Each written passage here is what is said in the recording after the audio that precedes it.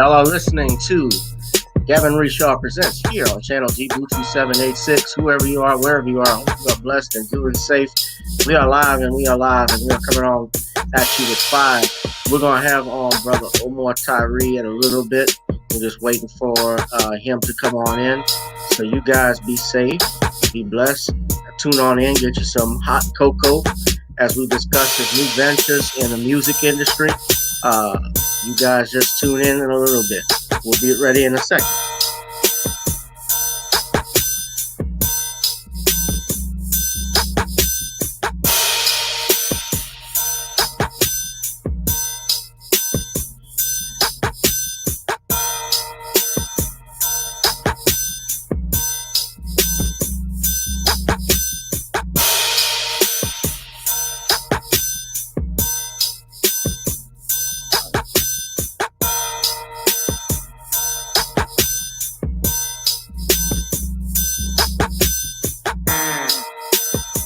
Come on in. Come on in.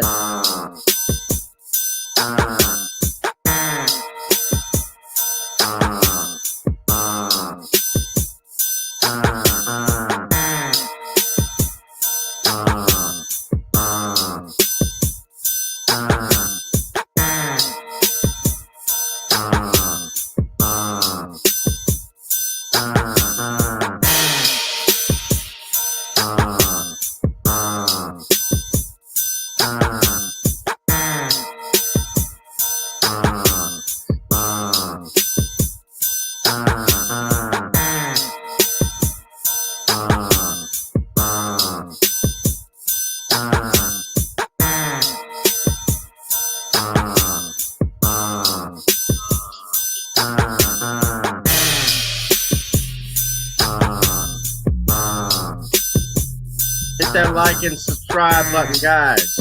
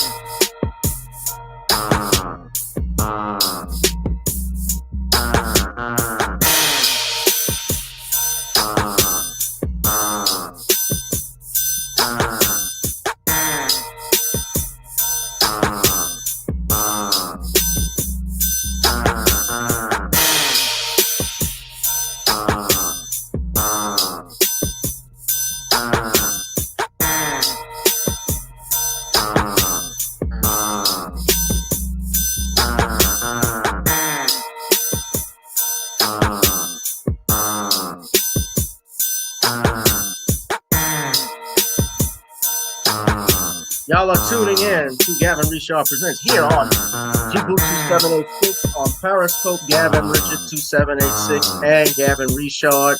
You guys are about to hear from our very special guest, Mr. Omar Tyree. And Archibald, hit that like button, share. We'll get started in a second.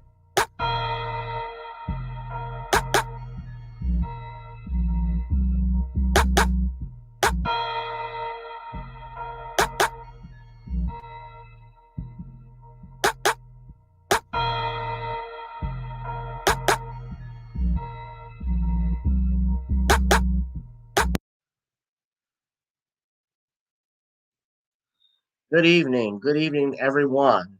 Welcome to another edition of Gavin Richard Presents here on channel G2786. Gavin Richard on my self-entitled YouTube channel and Gavin Rich 2786 on Periscope, and Djibouti 786, which is here on YouTube. Whoever you are, wherever you are, I hope you are blessed and doing safe.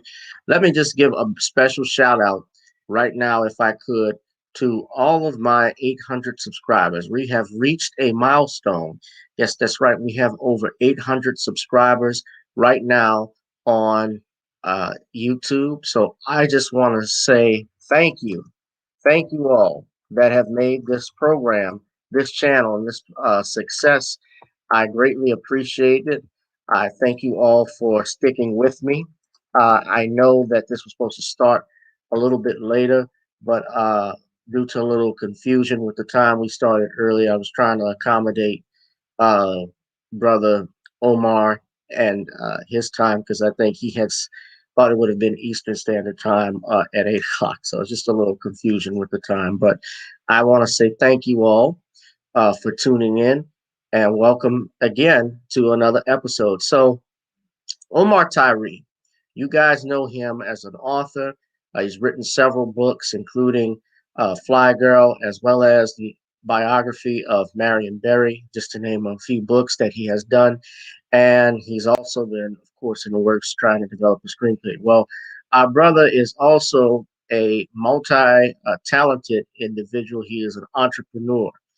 He has his company, Hot Lava Entertainment, and this includes not only working in books, but also working in movies and in music. And today, Brother Omar is going to talk about the work that he is doing in music. So he is joining us right now, and I'm adding him to the stream as we speak. Brother Omar, how you doing? Hey, how you doing, man? Get my stuff behind me nice and comfortable here. All right. Let me see how I can work this thing. It's the new gadgets. Let me see where I can sit where it's comfortable. All Yeah, man, you're good. right. Happy You New got the Year. whole backdrop and all that stuff. I gotta get me a cool backdrop somehow.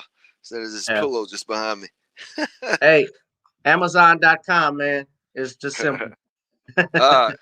All right, Yeah, I'm good. it's brother. Yeah, how Thank you you for. doing, man? Yeah. I'm doing fine, man. Happy New Year. Yep. Yep. It's February now, so it's Black History Month. The New Year has been passed. But I haven't seen you since the old year, so that's why I said Happy New Year.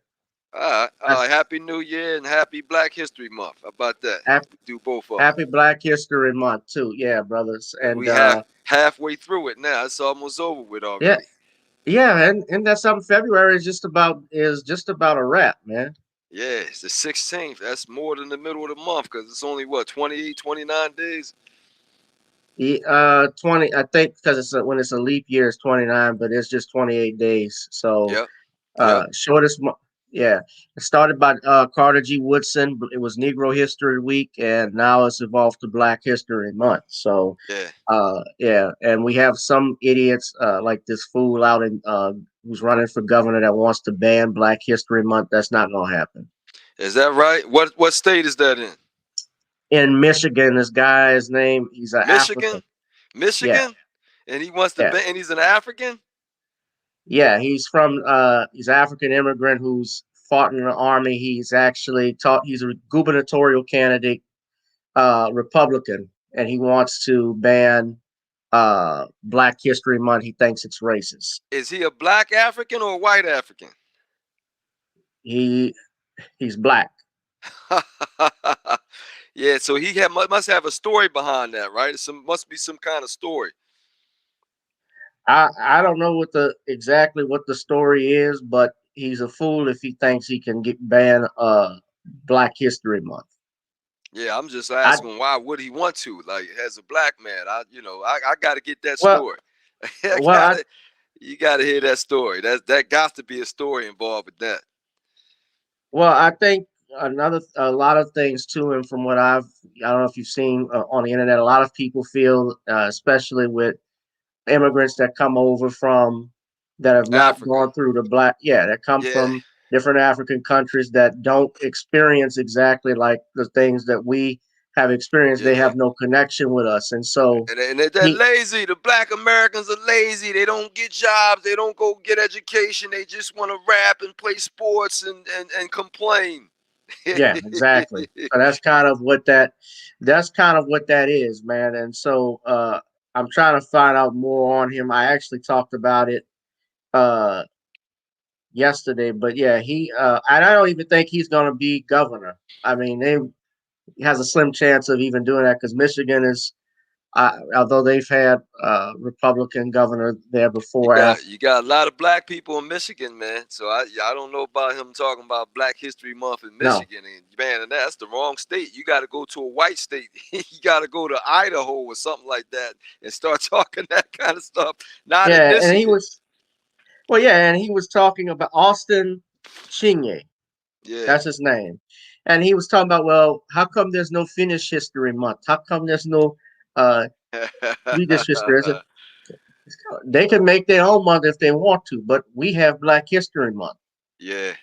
Yeah, Yeah, so that starts off what we talking about tonight, man. Everybody's trying to knock us down. Even though we've done a hell of a lot for this country and we still do a hell of a lot for it, they always want to knock us down. most definitely, man. Most definitely, my brother. We're going to talk about the work that you're trying to do, or you are doing rather, in Philadelphia and in the music industry, because everybody knows you as an author. And last time you were on this platform, I had talked with you a little bit about your entertainment endeavors, especially in the music business, and Hot Lava Entertainment. That's the name of your company. So we're going to talk a little bit about what you're trying to do with the music industry, my brother, and especially you have a project called the Philadelphians, Right, if I'm not right. mistaken, Yeah. and I'm gonna ask you all about that. But let me ask you this, because being that you are a Philly native, uh, I want to know who were some of your favorite artists coming up, especially with Philly in that city with the Philadelphia soul in the '70s. Well, if you talking about the '70s, man, Kenny Yeah, Gamble and Leon Huff produced a lot of people. You know what I mean? And you got the OJ's, and you had Teddy Pendergrass was quite popular. But yeah, for the most part, man, coming up in the '70s, I liked a lot of funk records, man. We had the Parliament, we had Funkadelic, Sly and the Family Stone. So they wasn't Philadelphians; it was just funk records, man, that came out of the '70s, and then that filled into hip hop of the '80s. So that we had Philadelphia International Records all over the place, man. So many. What's that? McFadden and Whitehead, ain't no stopping McFadden us and now. Whitehead, Yeah, we used to. Billy Paul. Yeah, we had a football team, man, that called the Oak Lane Wildcats, West Oak Lane, and we used to listen to that McFadden and Whiteheads. Ain't no stopping it. Every game at the Saturday morning, we listened to, for 3 years. We listened to that record every Saturday morning before our football game, and my team went 33-0 with 3 championships, man. Yeah, Yeah, you know. yeah. So we That is grew up that with was that whole sound. Yeah, somebody had. I think it was VH1 was doing. It was either a Black History Month program or Black Music Month, and they specifically mentioned that song "Ain't No Stopping Us Now" and how yeah. that was considered like the Black national anthem at that time. So, Well, I'm gonna give you another one. uh-huh, The greatest love of all, another right, Philadelphia song before Whitney Houston got to it. When she got to it, she crossed it over. But it was right, initially a black people song. You know what I mean? So right. we George had a lot Benson. of we George Benson. We had a lot of revolutionary type songs coming out of Philadelphia because that's the mentality of the blacks in Philadelphia. Very revolutionary, pro-black, a whole lot of Muslim blacks in Philly. That's why my name is Omar right now, because of the Muslim influence in Philadelphia. Yeah, so growing up with that style of music and that type of culture, we all pro-black in Philadelphia, man. You know what I mean? That's just what the climate is out there. Yeah, most definitely. Did you ever see that documentary they did on Teddy Pendergrass? Showtime had. Oh, of course, man. I'm from Philadelphia, so we know You all checked the it out? news. We were there, and we're in the city, so we don't have to see the documentary. We getting the news every day, Yeah, man, bro. everything, point by I point, was, step by step. We all crying and arguing about it. We all in the middle of it. yeah. But what was interesting? I didn't know all this stuff. Like Teddy Pendergrass had issues with the police and was filing lawsuits and things of that nature. Man, uh, that was interesting to learn before his accident that occurred. Yeah. Well, Yeah, you're coming out the 70s, so you're still coming off that era where, Black Revolution was still in vogue. In Philadelphia, black and white, we were one of the most polar cities in the country, man. White people are hard white, and black people are hard black, and Puerto Ricans are hard Puerto Ricans. That's just the way Philadelphia is, man. People grab to their own culture and race, and they hold strong in Philadelphia. It's one of the most cultural cities, or what they call it, polar cities in the country. I think they listed as number 4, which means tribalism is what they call it. People stick yeah, to their own tribes. So yeah, man, the police were part of that white regime. And Teddy Pendergrass was this spoiled $1 million singing Negro. You know what I mean? So, we would get it in Philadelphia, man. That's why Philadelphians are always going to be pro-black, because the white folks in Philly pretty much let us know that they wasn't allowing us to cross over. If you think about that movie, what's the baseball great Jackie Robinson's movie? If 42. yeah, if you remember how Philadelphia Phillies treated him, it was embarrassing, man, with the N word and whatnot on the daggone field. Flew a black cat across the field, silly stuff. And his wife refused to visit Philadelphia because of how they were. And the black people had nothing to do with that. But white people were so racist in Philadelphia and so horrible toward Jackie Robinson. His wife never even wanted to visit the city after that. And that had nothing. Wow. Black people had nothing to do with that. We like, hey, we come to our part of town. Come to West Philly. Come to North Philly. And she like, Yeah, yeah, yeah. I'm not coming to Philly at all, because that's just how hard it is. It's a real tribal city, man. So you don't get no crossover stuff in Philadelphia. I'm a light-skinned black man, but trust me, when you come up in Philadelphia, light skin don't mean nothing, brother. You black. You're black. Period. You Yeah. black. Yeah, that light skin stuff don't work in Philly, bro. So I be the blackest light skinned man you ever met coming out of Philly. Yeah, man. That's what's up, bro. Well, being that you so well versed, and I mean, talking about Gamble and Huff, uh, and I guess tying it into what we're talking about tonight, because we're going to talk about Hot Live Entertainment and the Philadelphians. Right. Uh, and I want to ask you specifically, what made you start to venture into the music business? Well, I've been doing poetry and listening to music all my life. Let's start with that. I've been listening to music all my life. If you black, now you talking about Michigan, that's the Motown place. If you black, ain't no way in Right, hell you're not gonna listen to music unless your parents like tried to cut off your ears or something. You know what I mean? Like, so right, everybody black grows up with music in the church, in the street, on the radio, and everywhere we go as black people, we gonna play music. So that's number one. So people that think, what you know about music? I'm black. That's number one. It's number that's one. the first And thing. then, yeah, you gonna Most hear definitely. music all the time. And then I grew up in Philadelphia in the 70s. And that is the key era of Gamble and Huff in the 70s. We took that baton Right, from Michigan, and everybody was coming to Philadelphia to record the hottest soul music in the 70s. Even Michael Jackson came through Philadelphia to work with Kenny right, Gamble and Leon Huff. So right. everybody was The coming there, Jacksons, yeah, Yeah, so yeah, I grew up with that, and then hip hop.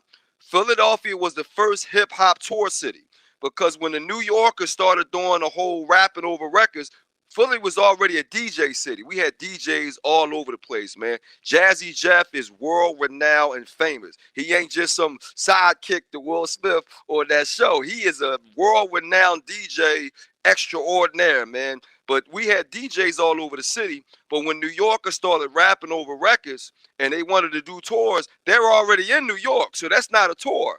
Philadelphia was the first city they came to.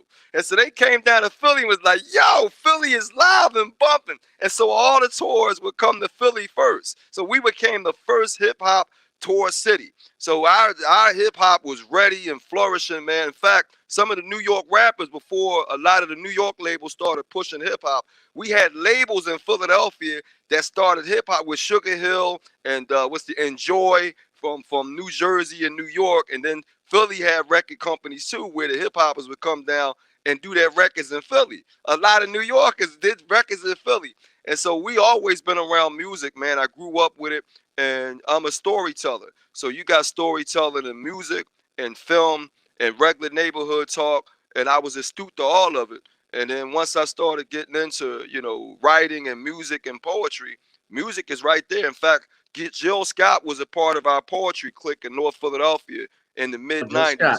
Yeah, Yeah. before she blew up. So, we were around each other all the time doing poetry and whatnot. And then she started doing the music and blew up. And I was still doing books at the time, but I was dabbling with music on the poetry side. I put out an album in 2002 called Rising Up. I put out a soundtrack in 2004 called Cold Blooded. And then I was coming back and forth with music because I was still doing books and trying to get into film. But when you do film, you're going to have soundtracks. Again, I grew Right. up in the 70s. So when you grow up in the 70s, we grew up with Shaft, the Mac, Superfly, Superfly. Black Caesar, you know what I mean? Coolie High, Right. all of them that sparkle. So they had classic, absolutely classic soundtracks, man. So we grew up with that where a film is connected to a great soundtrack. And so that's how I was trained, man. And so now that I understand Black music is the #1 art form we have because we can do that more readily than movies. Movies are way more expensive and you have to write long form in movies. You can't freestyle a movie. And so that takes Right. stronger writing, camera work, and a lot more money. So we don't get to do films as readily as we can do music. So my whole thing is to utilize music and popularity and the income of music to push that over to my film side, which is my final frontier. So I'm doing music because that's our #1 art form as Black people. But I definitely want to get to the final frontier of doing films every single year the way Tyler Perry is doing them. You know what I mean? Independent, push them out there. Now, my films are going to have a different angle because I'm not from the Southern church. I'm from the Northern community. Right. So my stuff is going to be more inner city, street, urban Philadelphia versus the church in the South like Tyler Perry Right. stuff. But it's going to be You write independent what you know because, in your base. yeah.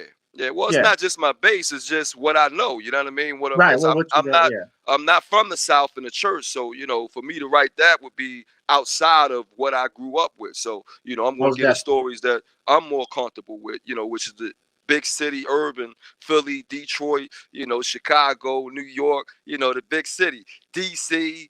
So I'm gonna do more films of that. And I got some Southern films too, but not like Tyler Perry. Yeah. Yeah. Hell, I Yeah. mean, even Master P. Like here in New Orleans, like Yeah, I we've like always New been a Orleans. music town. Yeah, I like New Thank you. Orleans. Yeah, Yeah, man. New Orleans is, and I mean, today is Mardi Gras actually, and it's a little bit I've never different. been to that. I've never been to Mardi Never? Gras. Never, Oh, man. You never been down there doing. I want to go to Carnival too in Trinidad and Tobago. You know, and then you got the big joint over there in Brazil. Is it Carnival in Brazil too, or just Trinidad and it's Tobago? carnival. It's carnival in Brazil. Yeah. Yeah, so there's them two big joints there, Trinidad and Tobago, and then Brazil, and then Mardi Gras and New Orleans. But we love New Orleans because it's really set up like the North. Since New Orleans was a Louisiana purchase from the French, it's not set up like the South. Now, y'all speak like the South, of course. Y'all got Southern, vibe and whatnot. But the city of New Orleans, that's set up like a city. It's not set up like the South, dude. Y'all got buildings and street corners and sidewalks and everything that we got up north. That's why I love New Orleans, man. You never feel alone in New Orleans. You go down there, man, and Oh, there's always something going on, So we right. love New Orleans. Well, Yeah, that speaks to the fact that we are like our New Orleans' industry and economy is set up solely on tourism. yeah, So it's like we're always trying to attract more and more people to come down because everything is downtown. Everything yeah. is visitors. Yeah, The and casinos are when you go downtown. down there and walk, man. One year we did the Essence Music Festival in Houston. That one year after the flood y'all That was had, after right? Katrina. Yeah. Man, I was like, boy, we gotta take this thing back to New Orleans because you get to Houston and you can't walk nowhere, man. You driving everywhere. And I'm like, hey, man, when we in New Orleans, we walking around Right. because everything is like a big northern city. We can walk in the big northern cities. But when you get to them southern places, they driving all the. I said, man, take it back. And they only had 1 year in Houston. And they pulled it right back to New Orleans because everybody want to walk around, man, like we always do in New Orleans. So that's the perfect place. And Right, that's why man. it's had the most Super Bowls. New Orleans had, 10 It Super has. Bowls in the Right, more bowl Super games. Bowls than any other city. I think Miami is the only one that's second to it. But yeah, Yeah. New Orleans is because they know it's a big economy when people can come. Creates Well, I more tell you what, for our when economy when when you more people when come. when you go to Miami, you don't feel the blackness. You feel like you left the country, man. When you in Miami, South Beach. When when you in New Orleans, you ain't got no way of getting around the blackness in New Orleans. Yeah, you can forget about going to New Orleans and thinking there ain't black people there. Everything about New Orleans is black. You know what I mean? So Right, that's way different from Miami. You go to Miami and you ready to start speaking Spanish in Miami. You know what I mean? So that's totally different atmosphere. well, definitely, totally different atmosphere. And we're gonna talk, brother. Speaking of different atmosphere and music, let me ask you something too, because you mentioned Gamble and Huff. I'm just curious, as far as being a songwriter, did they offer you? I'm sure you. I know you because we've talked. You have met Mr. Gamble before. Do they ever offer you any tips or anything about songwriting that you've learned? Well, of course they would, but I got my own style of songwriting. You know what I mean? So those Yeah, guys. You talking about the '70s now, and I didn't came up in the '80s and the '90s and in the 2000s, so it changes. But I typically write from the whole feeling of having purpose. That was the main thing, and they didn't have to teach us that. We heard it in the songs. So growing up in the '70s, you understand the purpose of music is not just to have fun. You know what I mean, and to make money. And so now you got these kids that they feel the purpose is to have fun and make money. Well, we had a different purpose of actually sending messages out to the people when we did it from Motown and from Philadelphia. You know what I mean? Records that meant something. Even from LA, when you start talking about NWA and rap, they had a purpose for their rap. You know what I mean? They right. start talking about community issues and stuff with that NWA thing where we were all shocked, like, whoa, they can say that on a record. So yeah, I'm trying to bring that back where you have purpose in music and it's not just Right. fun and entertainment and now hood talk and ghetto talk and misogynistic stuff. You know what I mean? These kids have ran another direction in it, and we trying to get back that purpose and community feel of the music. And so they didn't have to teach me that. We heard it and we got it if you grew up in the '70s. Most definitely. And I have a little knowledge because I work in the music industry as well. I mean, I'm writing lyrics and music myself too.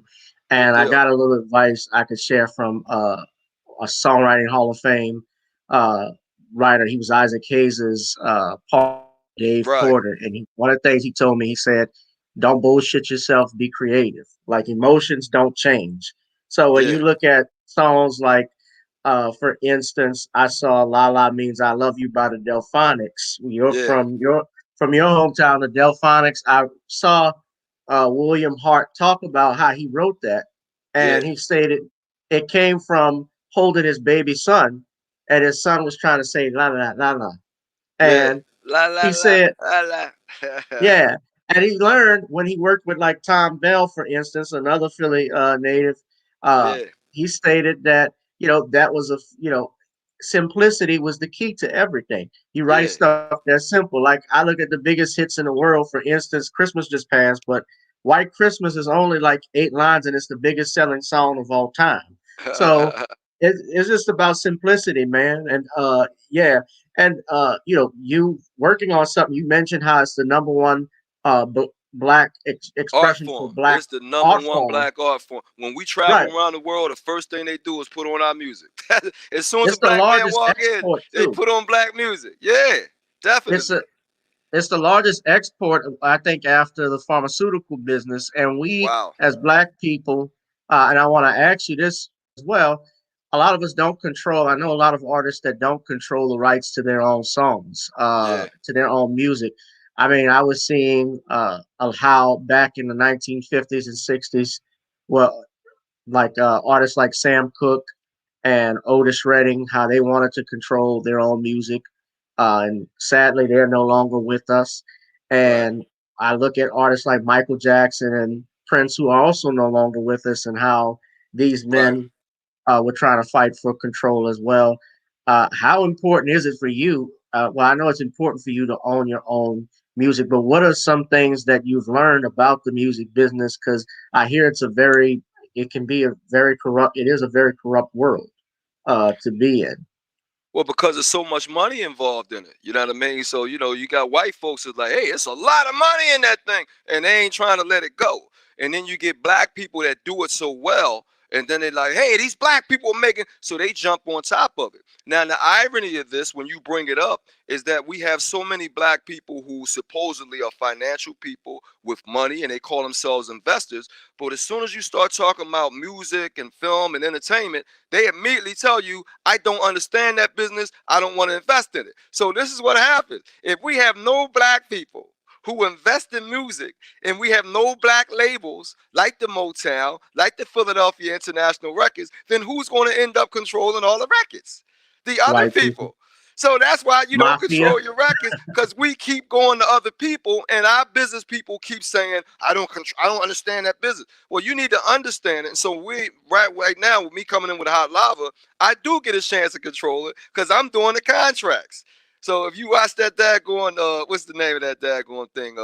From daggone it up there in Boston. What's that? New Edition? The new About New edition, Edition the movie. biopic, where they kept saying, read your contract, read your contract, read your contract. And them jokers don't want to read anything. So I'm doing contracts. So I'm reading everything. I understand it. And then you got to get your own money up and you got to have that courage to want to go in. Master P going in. Cash Money Millionaires going in to control Right, what they do. So them guys, hustlers in New Orleans, right there, where they say, hey, I'm gonna control it. And a lot of times when people don't want to put out your music, you have no choice but to control it. And so here I am with Hot Lava. Since I want to do positive, purpose-driven music, a whole lot of the labels are like, we ain't interested in that. And so I end up being forced to put it out. There go another guy, Tyler Perry, with the films, being forced to put out his own films from New Orleans again. You guys got a whole bunch of hustlers down there showing black people the way.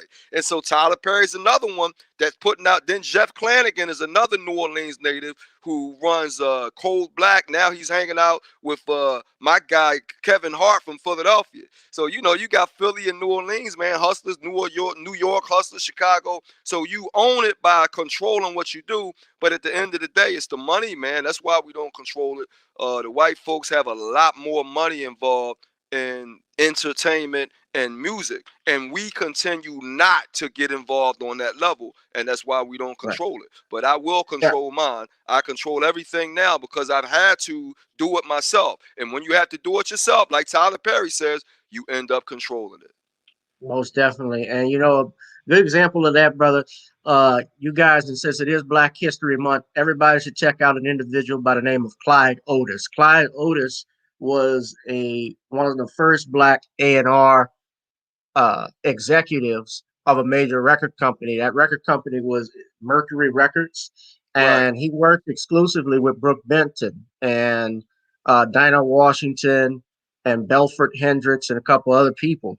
But what was Mm-hmm. interesting was he started out, he was a former Marine. He started out as a cab driver in New York, and he would write songs late at night, after his work was completed. And by chance, he happened to meet these I believe it was the maid to one of the music publishers that Nat King Cole was under. And so Right. he actually gave one of his songs to that man, and it became a hit, and his music career started to take off. And he was not a person, from my knowledge, that was, and I know his son real well. His son lives in New Jersey. He was not a person that was trained in the music industry where he knew how to play piano and write and understand scores and things of that nature. But he knew, obviously, as time went on, how to craft the lyric, how to write songs, and Yeah. work with other people.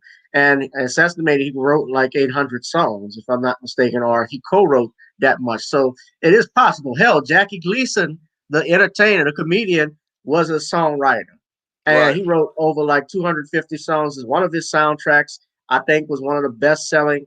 It still has a record for top-selling album in the 1950s. So, and it Yeah. was instrumental music. So, I mean, Omar, I don't know if you play. I mean, do you play instruments? I don't. I have two brothers that do. My sons do. But here's the funny thing about playing instruments. these guys play instruments, but I'm more creative than they are. So what ends up happening, I tell people that play instruments, hey, play this, play that, hey, play this. And I'll note it out or sound it out vocally the way James Brown used to do it. James Brown didn't play instruments, but he heard the music in his head. He understood what funky music was. So he would control the band without knowing how to play any of them. But them songs was funky as ever. When you talk about James Brown's funk. And so I'm one of those composer dudes that can't play any of the instruments, but I understand what sounds good. And what they call it is called polyrhythms, where you understand the interlocking rhythms of sound.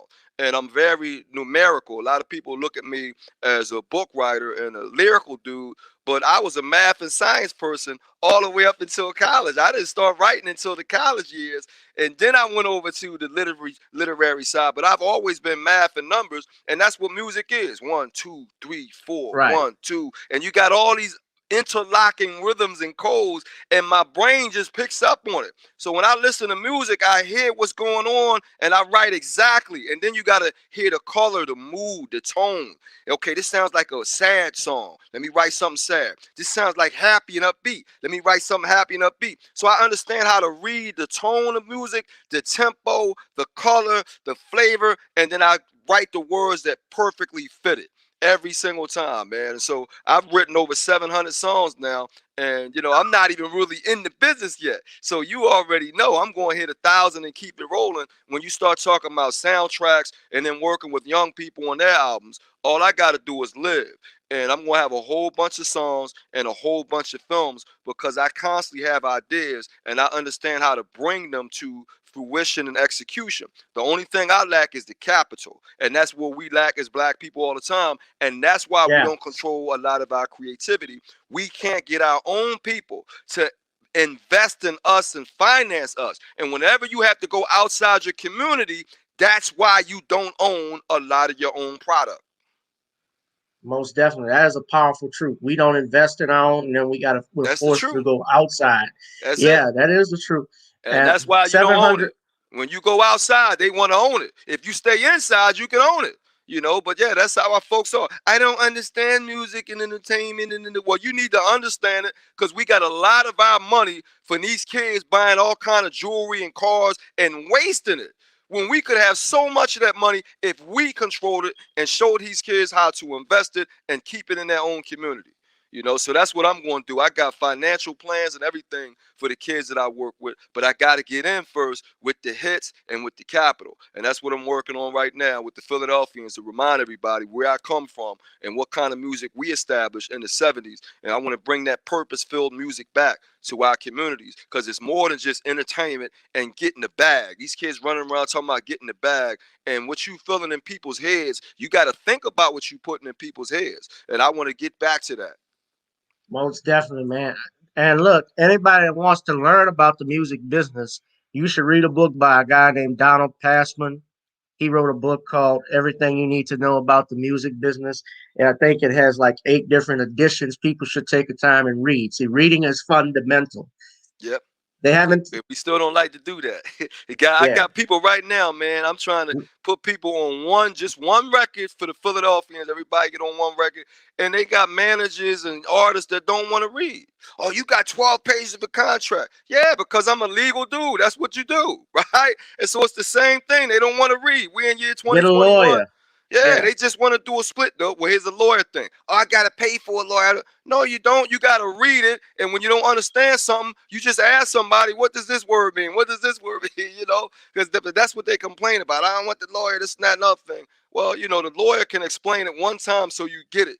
They use the same contract that they use and just change the names and the numbers, but now you understand the terms. So you got to sit down and interview and read and then research what you need to know and then lock it into memory. But yeah, we get kids that talk to my manager, talk to my lawyer, and they don't read anything. It's crazy. And we had that all in that movie. What's that? I keep forgetting the talk about New Edition movie. New Edition. I keep forgetting to read the contract. They had that all through the movie. Did you read your contract? Did you read your contract? We still got kids that don't want to read nothing. So that's a big issue. Right. I mean, that's how a lot of those kids go broke. I mean, damn, New Edition had all of those hits and only made almost made like a penny, Yeah. or at least when they came back home. I mean, that was terrible, and they couldn't believe that. But the music business is cold, and in fact, one of the music executive in the film told Bobby Brown, or not Bobby Brown, I think it was Ralph Transvant. Transparent. Right. Yeah, he said, "Hey, Ralph, welcome to the music business." Yeah. Yeah. Yeah, y'all Well, never read your contracts. if you learn how to be in it, you know what I mean, and you old enough, recover from it and keep doing it. You know what I mean. But yeah, it's a lesson for everything. You got a lesson for everything. Yeah, most definitely. So tell us about the Philadelphians, man. I want to hear about this. Well, of course, we got the hip hop, we got the soul, and then we also have Africans and Caribbean people who are thick in Philadelphia now. And so Philadelphia has the number two Jamaican population, second to New York. We have the number two Hispanic population of Puerto Ricans and Dominicans, second to New York. And now we got a whole lot of Africans all in Southwest Philly. And so they're adding their musical flavor to the Philadelphia sound. But right now, Philadelphia is way behind Atlanta, New York, Chicago, New Orleans, of course, Houston, and of course, LA.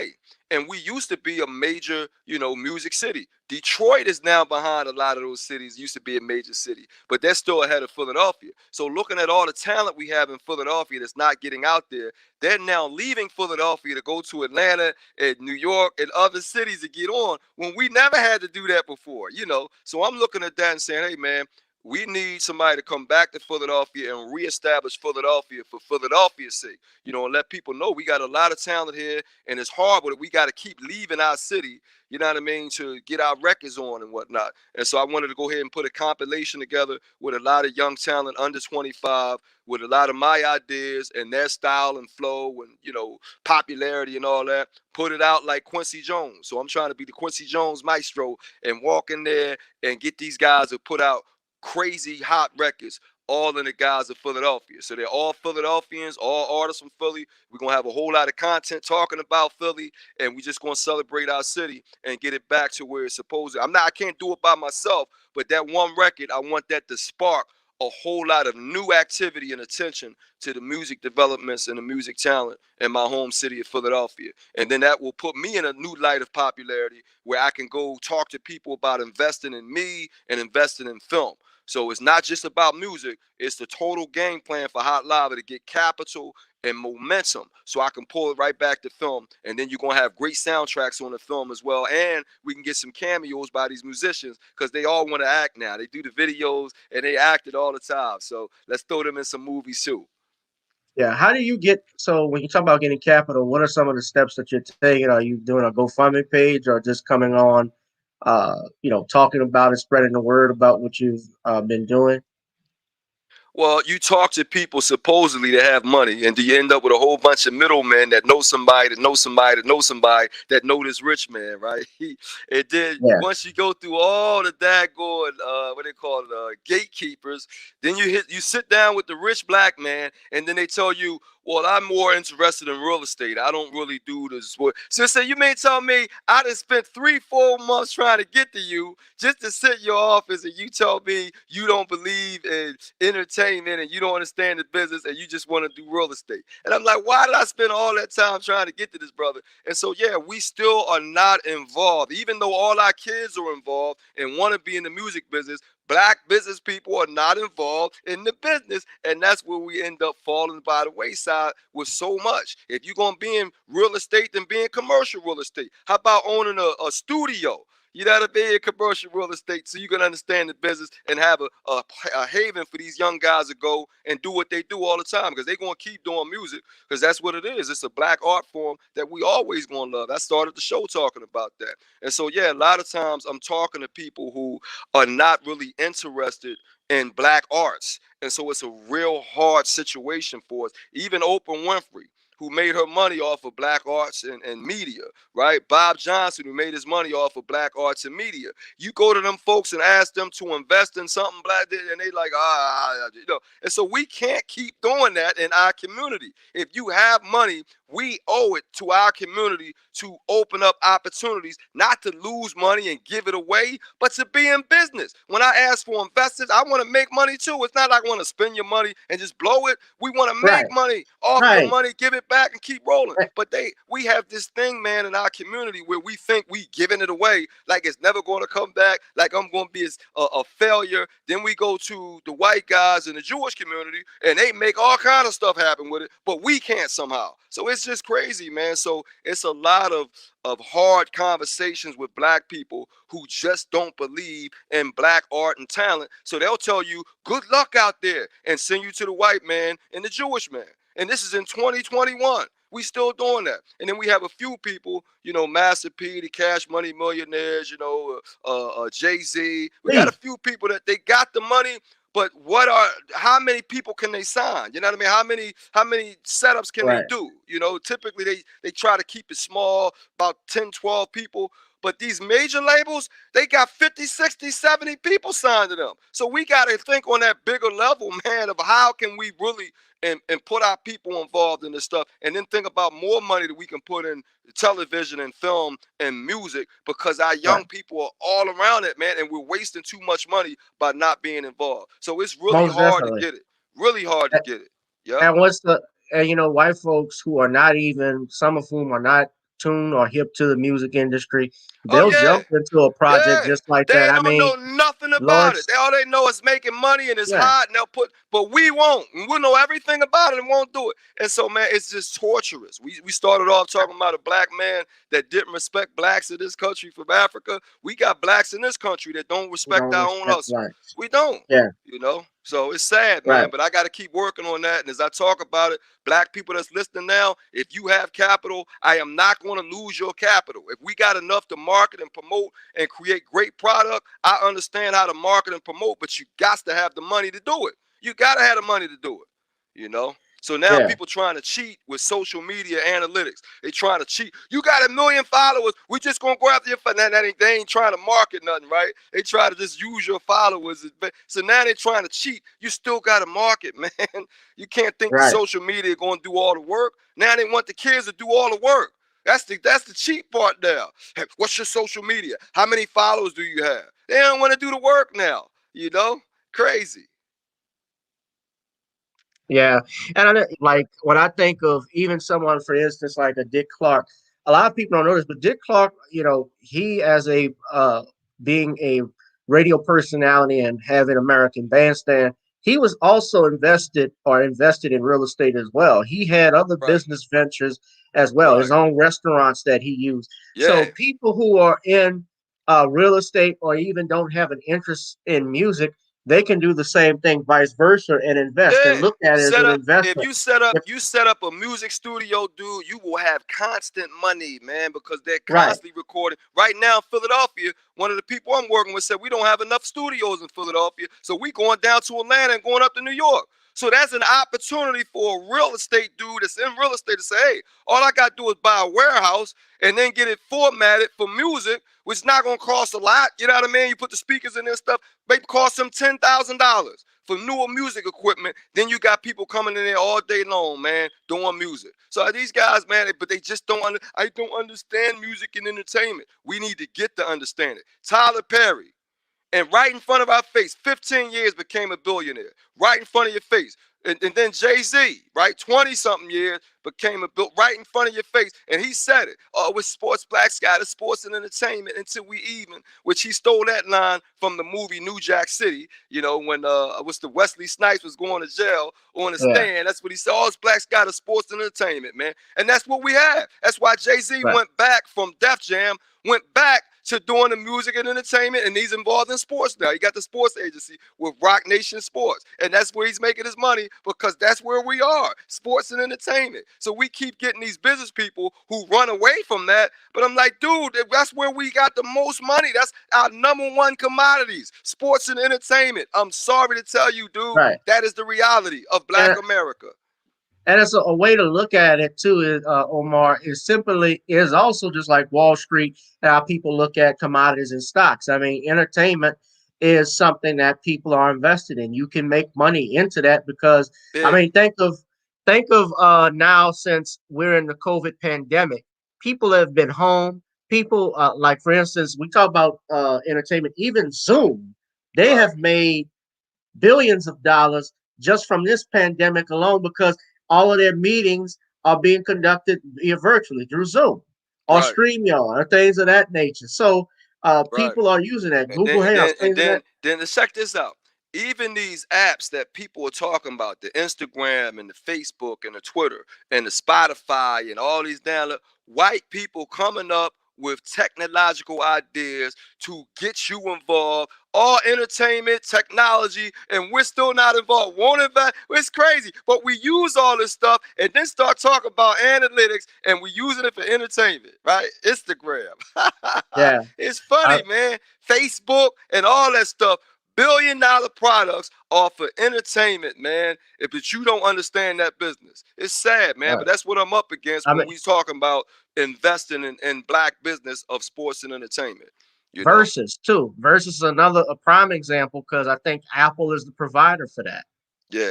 You know, the sponsor of that, Swiss Beats and Timberlane Hey, created that. Dr. Yeah, Dre with the Beats headphones, the billionaire, $1 billion buy, So I'm saying, and they were thinking the whole joke was you gonna sell headphones, and dude made the headphones the hottest thing. I'm got headphones on right now with this little talking device, right? Headphones, and this dude got $1 yeah. billion. So it's just sad, man, Well, that not anymore. we not understanding where we're at, dude. If we get black people to get behind me and my ideas, and I'm going back to the community to scoop up as many talented people with purpose as possible, man, dude, that's never going to die. But it'll die if you don't get behind it, and we always giving it to somebody else because we don't finance it ourselves. Right. And we got to finance it ourselves. And that's the only way you're going to control it. And the way it works too, when you finance it yourself and money grows from that, jobs are created as well. Because when you talk about the music studios, if you have a commercial developer, a black real estate developer, for instance, that says, well, you know what, I'm in Philadelphia, I'm in New Orleans, I'm going to put some music studios here. Right, And you bring in, uh, African American, Black Americans to work, as contractors. And then right, also they come in and you bring in, when the music uh, producer, the music studio owner comes in, he can bring in his own session players if they right, choose to. Although I know things are digital now, but take that in for example. People who can work as engineers, people that work right, as lyricists and songwriters. The great thing I can admire about Berry Gordy and what he did with Motown was that his father and his family, I think that they believed in what he was trying to do. So his dad actually, Barry Gordy Sr., gave him monies and Well, they helped were build it. entrepreneurs. They had a grocery Yeah, built store that up in house. there, so they were already entrepreneurs, and they understood the value of ownership. So Barry Yeah, Gordy, as they say, money breeds money. You know what I mean? So same thing with me, man. My mother gave me a bank account on my 7th birthday with $7, and she opened up an account at PSFS, and she gave me my bank book. I'm 7 years old. She said, "This bank book, every time you put money in the bank, it gets bigger and bigger. You have more." I understood that immediately. Do you understand? I got to be 17 years old and none of my friends had a bank account yet. You said, and I've been putting money in the bank for 10 years. My friends had no mm, bank account. So we have no idea about, you got a lot of black people that's first generation money, don't know nothing about money. And then they get all this money and they start spending on frivolous stuff all the time and won't invest in their own people. So we don't know nothing about money. We still virgins with money, man. Don't know about it. And so that ends up kicking us in the behind when we start talking about investing and financing our own community goods and services and technology and products. We are virgins with money. Don't know what to do with it, don't know how to flip it and put it back involved in investments that are going to grow. And so I got to do that and show people how to do it. You know what I mean? As an old head now, that got to come back in and get investments because the things I'm doing are bigger than books. It costs more money to do music and promote music and film than it does to write a book. Because all I need is a computer to write a book. Then I got to print it up, the money to print it up and ship it. But you need a lot more money with the music stuff and the marketing and yeah. promotion of music, and particularly film. It's just shooting the film with shutting down the streets and the acting and the camera angles and it's a Getting lot. permits, that's a Yeah, lot. Yeah. yeah. Yeah, But you time have delays, to you get it. have to. Yeah. Now we got Tyler Perry got shows coming out every day. I turn on the TV, he must got like 20 different shows on because that dude don't sleep. And he's financing all of it. You know what I mean? So it's just, we have to learn how to do that, man. So again, anybody that wants to get involved with Omar Tyree on an investment level, hit me up. I'm on Instagram, I'm on Twitter, I'm on Facebook, YouTube. You can get to Gavin. He knows my numbers and whatnot. My email, my website is hotlavaentertainment.com. You didn't put that up about 3 or 4 times. So if you want to invest, I'm here. I'm a public figure. And I'm going to tell you something, Gavin. This is the easiest way to make sure you put me on guard with your money. You give me $1 million and you get a PR person to tell everybody, I just gave Omar Tyree $1 million investment for his Hot Lava Entertainment and Music and Film. Now the whole country knows that you gave me. Now they all looking at me to see what the product is going. Ain't that right, Gavin? They all looking at me now. What you gonna do? Let me hear the content. Now I'm like, hey, bring the noise, baby. That's the marketing I need. That's how easy it is, brother, for these investors to get their money back. All you got to do is call up all your friends. Let me meet all your buddies. Tell everybody that you invested $1 million. Now I'm on guard to make sure I do what otherwise my damn name is in the mud because everybody watching me now. And I'm not afraid of that. When you're a business person that know what you know and you do what you do, I'm not afraid of that. Bring the noise. Put the $1 million and tell the whole world. And now when I'm doing my work, people waiting for my stuff. Boy, if you a dude that got confidence, that's what you want. You want them waiting for your stuff. That's how easy it is for all the people listening that have capital that want to invest. That's how easy it is to put a person on guard. And I do that all the time. I got a list right now that I send around for investors. I put it on my films. I put it on my music. These are the people that invested in it. So I'm going to talk about you anyway and brag about you having faith and trust and commitment and black business and black art. But that's all you have to do, man. So I'm looking for those individuals. Got to keep searching for them because it's hard getting money for black anything. Yeah, most definitely. It is tough, but we just got to keep on pushing. It looks like you are doing your very best and you working. You're a hustler, man. You don't stop. Yeah, you can't stop. You know, Puffy said that all the time. Can't stop, won't stop. That's hip hop, right? That's the whole hip hop. Can't stop, won't stop, rocking to the rhythm, and we ain't stopped yet. But now we got business. Think about that. We had black business people thinking hip hop was going to be a fad and it was going to go away in 10 years. Now we dealing with going on 50 years of this art form with our kids all over. You in New Orleans of all places, them jokers and turned all kind of the New Orleans hip hop and soul music and all kind of stuff and still doing it. And still doing it. You know, now they got the NBA young boy from what's that, Baton Rouge, you know what I mean? One of the most popular young boys, you know, out there. So we still doing it. We're going to keep doing it. In the Caribbean, in Africa, up in Canada, over in London, black people. But we still got our investment people that say, I don't understand that business. It's sad, man. It's sad. But that's what I'm fighting against. All right. So let me just ask you before we get out of here, Omar. I want to ask you this too. So a couple of projects that you have coming up. Anything this month that we should be aware of? Anything we can look out? Any albums? Well, you got one out right now. For everybody that want to hear what my music sound like, go on any music app store and look up The Last Summer by Omar Tyree. I just did a compilation in Charlotte with Charlotte musicians, and it was all about the pandemic, racial injustice, and then some young people, they don't want to write about that. They don't have that political mind state. So with some of them, I just let them write a love song or a song about whatever they're going through, whatever. But it's a compilation album that you can download right now and listen to my style of music so you know that it's hot and it has purpose to it. The Last Summer by Omar Tyree. Look that up on all your music app stores. It has 17 tracks on it, one interlude, the number 2 track, so it's 16 tracks, all hot piping music, and now I'm about to do it in Philadelphia. And I did a film last year called Monologues that's on Amazon Prime right now. And I got a new film I want to shoot in Charlotte called Money Talks Louder about a college girl running out of money in her senior year. Yeah, you pulled it up right there. You can get that. It's on Amazon Music, yeah. It's on everything. On everything. You got Spotify, you got Apple, you got Pandora, everything you want is out there. You know, so I've already did it, and I'm going to continue to do it. but you got to get money to promote it now. Once you put it out, you got to be able to promote it. And that's what I'm working on, man. And knock on wood, if I live, I'm going to be around quite some time doing music and film, because that's what our people are into. And I can teach lessons of purpose about our culture with it. So it's not just entertainment. I wasn't raised with music and film that way. It was teaching us something. It was talking about our culture. And that's what I want to bring back.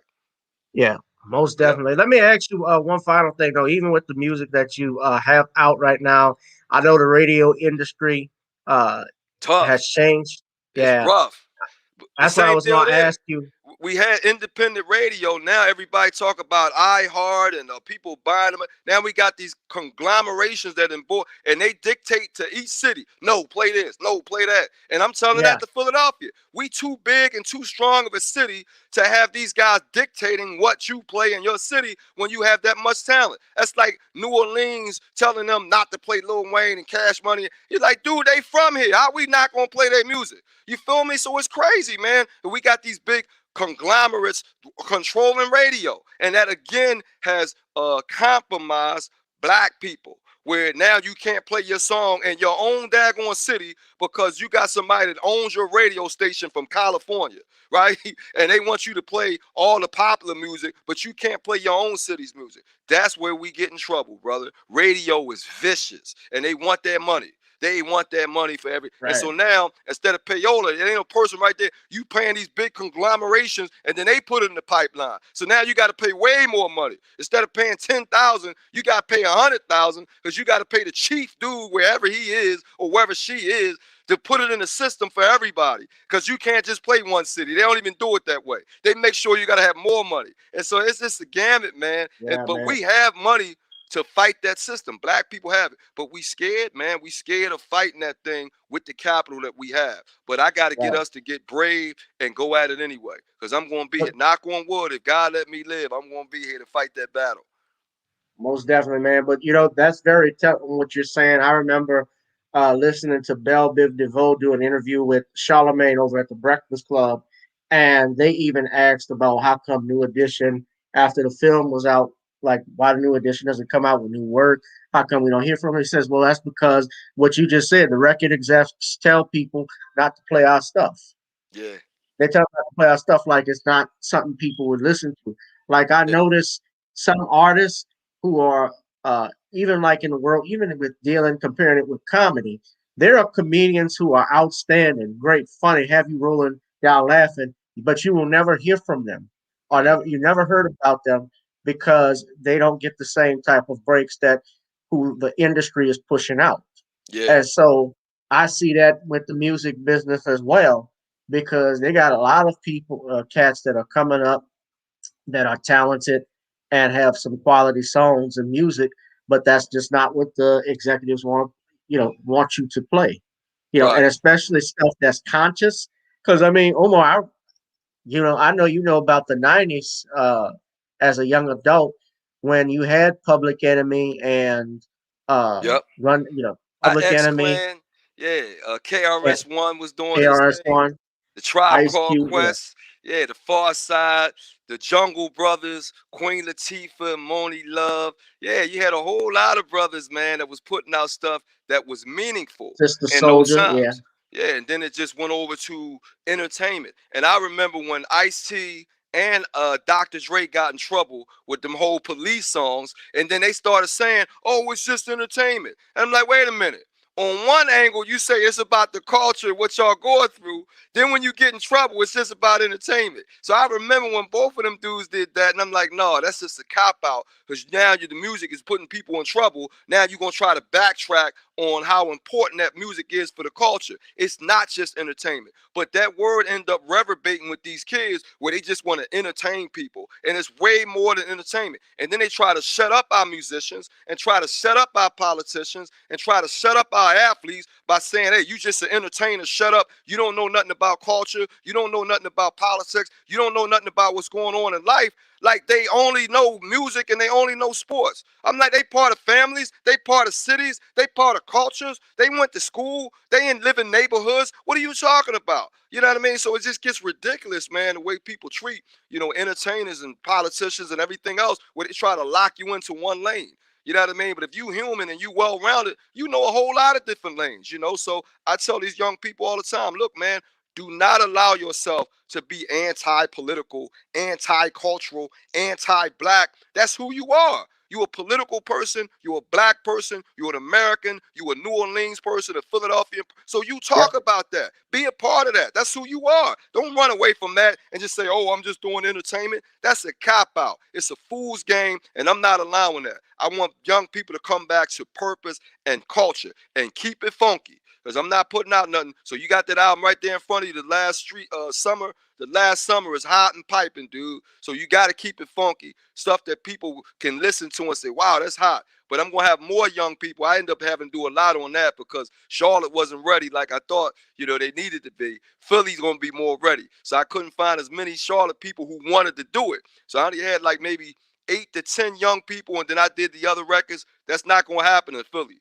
We're going to have like 20 people in Philly because they're a lot more ready than Charlotte. But I'm going to get Charlotte ready. I love it here. I've been living here for 20 years, and I'm working hard with them too. Most definitely. Has COVID impacted though, like anything that you try to do as far as the music business, Yeah, like the concerts? more than music. When I tried to put the film out, I wanted to do a tour for my monologues film that's on Amazon Prime right now. And of course, we shut down the country in March. And I wanted to set up my tour for April and May, and I couldn't do it. I was setting it up. I already had Philadelphia, New York booked, where you book like the big stages like Tyler Perry does, but you're going to show a movie instead of doing a stage play. So I had venues, man, 700 seats, 500 seats. Then I had a couple Howard University, my alma mater, 1,500 seats at Crampton. In D.C., I was negotiating, and then Corona shut it all down. And I was trying to make $100,000. If I could have done that, I wouldn't be on here begging to try to get investors. I would have had the money I needed to do the small independent film and market it and keep it going. But Corona jumped right in the way. Now people got another excuse not to invest in stuff. Oh, man, it got me good. It got me good. Yeah. Well, brother, I will say this that I will do whatever I can to help you in your project. And, coming on here is a start, and talking to the audience, but also if I can help contribute any way, I will. Thank you. Definitely buy your album. I will certainly check out Hot Lava Entertainment. You all can check out Hot Lava Entertainment as well. I'm going to put up, though, the Amazon. I have the link there. This is the page on Amazon.com for Omar's latest album, The Last Summer, uh, that you all could purchase for $8.99. It's available everywhere, even on iTunes, Spotify, you name it. And you guys should check out his website. And Uh, Philadelphia is coming next. And actually, when I do the Philadelphians, a lot of people didn't grow up in the 70s, but I'm bringing back the black light posters that used to glow in the dark. I'm bringing those back with oh, all the wow. artists. Yeah, man, I love those from the 70s. You know what I mean? The zodiac signs and the animals and stuff, the animal friends, and you put them on your wall. Because right now, they can't go anywhere, right? They listen to music. A lot of them are smoking legal marijuana in a lot of places, listening to music. So go ahead and let them listen with a black light on and some graphic designs of black people on that wall. So I'm bringing that back, man, with this Philadelphia. That's part of my marketing, to get back to the black light posters with all the artists on there looking all fly and with color and all that stuff, so if they can put them on their walls. And then we're going to keep doing that. So I'm going to be ones doing that with a whole lot of, so I can get the rights to do Drake's, you know what I mean? The rights to do Nicki Minaj. Remember she was wearing all them crazy colors when she first came out of New Orleans? Yeah. I was like, what the hell? Imagine if I did a black light poster with all them crazy colors and hairstyles that Nicki Minaj was doing. And now you got Cardi B. So they all got cutting with all the gold chains and all that. Oh, man, it's going to be fly, man. So I That got would a be lot great. of great ideas, but you need money to execute this kind of stuff, man. You need money to execute it. So I'm on top of a lot of stuff, and I'm looking for investors to have courage and faith and trust in what I'm doing, man. And let's make a miracle happen again. Let's become the new billionaires. But for me, it's not about the money. It's about the product and being able, like you say, to control it and make it happen. And we can't make it happen when we don't have the money. But we have the money. We have to make the decision to use our money to push black art and make money off of it. It's not charity. This is not charity. This is business. It's That's business. exactly what this is. That's it. Because they keep thinking you giving. I'm giving them. No, you're not. You're investing. I'm trying to make money with your money. You're not giving it away. You're investing. And we got to stop using that word for black. I'm giving. No, you're not giving it away. You're investing, man. You know, we sign paperwork, and then I go out, and again, all you got to do is tell everybody, I just invested $1 million in Omar Tyree's Hot Live. You tell the world, and then I'm going to smile and say, yes, he did, and we busy creating hot content coming out next month and next month and next month. That's what you do with the business. Most definitely, brother. Well, y'all check out hotlavaentertainment.com. Oh, by the way, Omar, while I got you on, one more question I want to ask you. I know we talked Oh, before. you Is there go something, ahead. I guess, Go ahead. about Fly Girl? And I know the movie that everybody I get wants to see happening. Uh, Here eventually, we will that? go. Here we go. Now, here we go. Black people will ask about the movie. Ask me how many people put a dime on the table that had a movie. The people that got the money. Ask me how many dollars put it. Zero, brother. I'm the only one trying to create the money to do that film. And so that's the way it works. If you don't support what I'm doing at Hot Lava, it's never going to happen because I have to basically build the momentum and the trust of money people to do the Fly Girl vehicle. And I don't have it. Can I go to Tyler Perry and say, hey, Tyler, you got all the money now? Tyler's going to look at me and say, go make your own money, man. Go do. And that's the problem we have with our community. We all want to hit the lottery ourselves. I'm like, Tyler, for what? You got $1 billion. All you got to do is invest 5, and I'm going to make 10 back for you. And then Tyler said, nah, it's not a good investment. 5, dude, that's like a nickel to you now, right? But that's what we're Yeah, talking about. And Tyler said, I don't know, Omar. I don't know, Omar. What's your business plan? And what's your... Dude, come on, man. Like, so they'll do all that to vent you out instead of saying, hey, Omar, I got, film people. did, You got the film. Let's go ahead and did that put my actually film. happen? It's easy. It didn't happen, but I'm telling you how we Oh, are. okay. I'm telling you how we are. If I went to Tyler Perry right now and say, Tyler, look, man, I hate to do this, but I need about 5 mil to do X, Y, and Z. I'm telling you how we are. He gonna look at me and say, and laugh and say, Omar, Omar Tyree, how come you can't raise the money yourself? Tyler, Right. I'm here to raise the money with you. I don't have to raise it for you. You already got it. But that's how we are. Black people will get mad at you for asking them to invest in you when they have the money. Why are you asking me? Because you Yeah. got it. Well, why do you I, we ask anybody that has money? That's why we ask white people. They got the money. You got it. right. Like it's Well, just your crazy. fellow Philadelphia native, and I think Philadelphia, he's. Will I Smith, and what's the boy with Kevin Hart? Same deal. If I go to I them, wasn't. they'll ask me to make my own money to do the movies. That's what they're gonna Yeah. do. And I'm Well, like, no, I you wasn't got gonna it. say. Go ahead. You weren't gonna Well, say no. I wasn't gonna. Yeah, well, I know they probably would too, but I was gonna actually mention. And I think he's wrongfully imprisoned. Bill Cosby. I know that Yeah, he. I know that he actually gave money. a lot of For instance, times, to a well, to lot a of lot, but stuff. to a lot Yeah, of stuff, but in particular in the film industry, I know he gave money to Melvin Van Peebles when he made Sweet yeah. Sweetback And then and When Spike Lee did Malcolm Malcolm X. X, yeah. So and so he's been doing that. But yeah, when you try to get But around him now, when all that stuff came out, you they knew can't there get was a nowhere villain near. back then. Yeah, I you think can't our get. people, Yeah, like go ahead. I think our people are we're too separated than what we were then because they knew there was a common enemy. Like people can down Bill Cosby all they want, but whenever black people needed something, he was the Yeah, financier for that. Like Melvin Van Peebles yeah, making Sweet Back. That yeah. started the revolution of black Here we directors. go, man. Like And when I wrote Fly Girl, I got small money from family and friends to do Fly Girl. Then the Jewish publishers picked it up. Then it went national. So it's the same thing, man. You have stuff that's hot, right? Cash Money Millionaires went to Universal Records to get the bigger distribution deal. So that's what we do that all the time, man. So here I am. Everybody knows that Fly Girl is blockbuster waiting to happen, but I can't get no black people to invest in it. It's crazy, and we got the money. It's crazy, man. Not Spike, Tyler Perry, your guy right there. Tyler Perry could railroad me tomorrow, but will he do it? No, he gonna tell me to go get my own money, to do my own business deals, to build, to lift myself up by my bootstraps. That's what we are. And I'm like, for what? You did that already. Just invest in me now. right? Every white person ain't lifting themselves up. They make a phone call. They say, let's play golf and make the deals happen. And they make the deal happen. We don't do that, man. It's crazy. And we got the money now. Oprah got 3.5 billion rather. She could take 500 million and invest in a bunch of stuff, and she still got 3 billion. We just man, I could talk for an hour, another hour about this, but I'm trying to get us to understand I'm a good dude trying to do the right thing. I'm not going to blow your money. You tell the world you gave it to me as an investment and what I owe you. Tell the world what I owe you.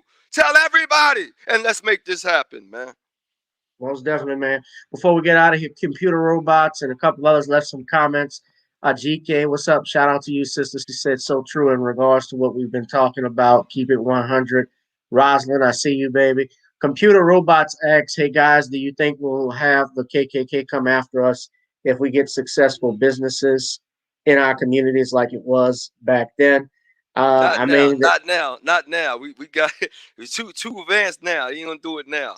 But yeah, they used to do that. You know what I mean? That's horrible. They used to shut us down because they didn't want us to be successful. They didn't want us to work together. So a lot of that stuff trained us. Like I deal with Caribbean people. They have no problem investing in each other. Africans, no problem. They broke our spirit in America to make sure we don't trust each other. So I can't go to Tyler Perry and say, man, a $5 million loan, I give you 10 million back in 2 years. And you can tell the world that. And he gonna look at me and laugh and say, go make your own money, Omar, I'm good. Right? And that's what we'll do. When 5 million is nothing to Tyler Perry now. He'll say, everybody asked me for money. I'm not everybody, Tyler. You see what I'm talking about? But he gonna treat me like I'm everybody, like I'm a panhandler, a bum on the street. You know, and I got a daggone resume as long as his. But that's how we do, man. You know what I mean? So I haven't met him yet, but that's what we do. I'm going to go ahead and reach out anyway, you know, and see if I can get through his gatekeepers. Everybody got gatekeepers because everybody going to ask you for money. So he got a bunch reach out to Master P, too. Master P.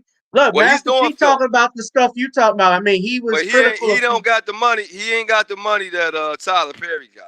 You know, so he's going to be a lot more judicious about his money, and he's going to be a control freak. You know what I mean? Master P, and you know, I got to control my own stuff too. So I just want a money deal. I don't want no control deal. I just want a money deal. And that's another thing that black people do. They want to control it all, so they won't do a money deal where I can do my own thing and pay you back the money. No, they want to control me. You know what I mean? They didn't learn that from white people. So I'm like, no, dude, I ain't into control. Let's do a money deal. And then when you need money, I got money to trade off with you. And that's the thing. When we build more powerful black people with money, now we have more black people that we can share money ideas with. Instead of all of us being broke and you the only one with money. You a king, but you a king by yourself and you can't trust nobody that got money with you. It's a lot more peaceful when you got a lot more people that have money with you, because then they all feel a sense of comfort and normalcy in having money together, as opposed to you being the only black man with money. But we keep doing that nonsense. You know? Yeah. So I could talk for hours, man. I could talk for hours. But let's go ahead. Let's get in touch with Tyler Perry and say Omar Tyree needs the railroad of capital. You can do it, and then he's gonna pay you back what 100, 200%, because they get greedy. They want their money back in spades, you know. So y'all send this to Tyler Perry. All y'all who like, share, and subscribe, tweet this to Tyler Perry. We're gonna tweet this to him so he can look at it and get his attention to check out our brother Omar Tyree and invest in him and his projects. And you all see if you can help this brother out too. Reach out, go to buy his albums, go to Hot Lava Entertainment, reach out to him if y'all are interested in investing. You know, let me know and I will let this brother know, because I have him on speed dial if he ever needs anything. I'm grateful that he came on. I see Bishop Scott. Bishop Scott is from Philadelphia. He says every man for himself, for him or herself mentality, sad but true. Yep, that's it. That's Rosalind it. Says, I hit the lottery. You can hit it too, Gavin. Like, for what, man? We've been boys for 20 years. Now I got to hit the lottery, and you just hit it for 20 million, and all I need is 1 million to start my business, but you going to tell me to hit the lottery myself? But we sad, man. They done trained us well. They trained us well, man. They trained us well. Well, brother, I appreciate it. You coming on here, and thank you, man. And you ever want to come back, let me know. Oh, sure, man, definitely. When we do this album, the first cuts, we want to come back, let's say by May. We're going to say by May, we're going to come back with some of the first Philadelphia songs. All right? All right, bet. That's the deal. You Roslyn got it. says, I'm from Philly too. Okay, Roslyn, I see you. Roslyn's one of my main people on here on my YouTube page. She's always in here in the live stream. I How you appreciate doing, you. Roslyn? Hey, Roslyn, call up some of these money people and get them to invest in Omar. And I'm telling you the formula. Tell them you can tell the world that you invested in Omar and tell the world how much Omar has to return on your investment. Do that, and I'm cool with it. Tell the world, because now they put me on blast, and I'm ready to work. That's what I do. I'm not going to go to Florida or go disappear. I got work to do. That's what I'm going to do. So they can give me the money as an investment and tell the world what I owe them, and we're going to go to work. That's what all you got to do. All Tyler Perry got to do. I gave Omar $5 million in investment. He owes me $12 million back in 2 years. Now everybody's looking at me, ain't they? Most definitely. That's how easy it is. And if I don't do that, my name is Mud. But dude, if I got $5 million, oh, I'm going to do a whole lot of stuff. All right. Y'all hear that? He's going to do a whole lot of stuff. You give him $5 million. Brother Omar, thank you for tuning in. Shout out to everybody in the chat. Thank y'all. We're going to have more conversations just like this, especially because it's important to empower our community and to invest in ourselves and create more businesses and jobs, because that's the key right now. If we want true independence, is you gotta have money. If movements work because they're financed, just like politics. Even politics is about money, and that's what that's what it ultimately comes down to. So anyway, brother Omar, thank you for joining us. Y'all check out Hot Lava Entertainment. I have the website here, hotlavaentertainment.com. That's where you can find all of Omar Tyree's ventures, including his latest album, The Last Summer. Y'all check that out. Then we're going to have new videos and new music coming up. So I'm building that now. We're going to put all that new stuff up there, including The Last Summer. I didn't have money to market it, so I didn't do the videos and all that. But the songs are out, but I got to get money to do all of that, and it's all going to happen. Knock on wood. I just got to live and keep doing what I'm doing. All right. Y'all, if y'all could too, donate to the Cash App. I always have that at the ticker, because this channel is not monetized, but I appreciate any support and love y'all can give. Thank you, Omar, for tuning in, and thank you all out there. I appreciate it, man. All right, Gavin. All right. That's been, for me, this has been another edition of Gavin Richard Presents here on channel GBoo2786 and on Twitter if you're watching on Periscope, and Gavin Richard on my self-entitled YouTube page that Omar. Okay, I think Omar is out. Is he? I don't know if he turned the screen off, but you guys be safe, be blessed. Damn, he butchered my name a lot. Damn, Gavin. I kept saying it, Gavin, but that's all good, man. But you guys be safe, be blessed. Stay warm. I know that everybody's been affected by this blizzard, this winter storm that we are facing. Shout out to Brother Bernard. Hello, brother. How you doing? We just finished doing a live stream with Omar Tyree. And thank you, Valerie Denise Jones, as well, for putting me in touch with Omar again. And shout out to her and Judge Joe. I don't know what Alafalaya, Rosin. All right. Okay, guys. That's it. Listen, le bon temps roulé means let the good times roll here in New Orleans, although we're at home. But happy Mardi Gras to all of my New Orleans family and listeners. It's been a little bit different. I'm going to get me something to eat. So, you guys, I'm out. Peace and blessings.